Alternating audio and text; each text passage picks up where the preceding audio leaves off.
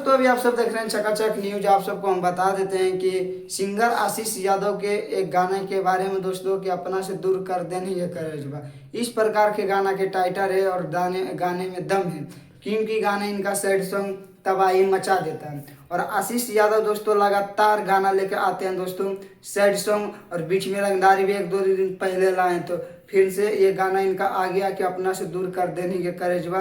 जो आशीष यादव इंटरटेनमेंट पर ये गाना आज 15 तारीख को 6:30 में रिलीज किया गया है। और गाने में काफ़ी दम है दोस्तों, जो आप सब जाके देख सकते हैं और यूट्यूब पे सर्च मार सकते हैं कि अपने से दूर कर देने के करेजवा। आप सबको ये गाना सुनने के लिए मिल जाएगा। और बात करते हैं दोस्तों गाने का, तो गाने में दम पूरा सेट भरा है दोस्तों।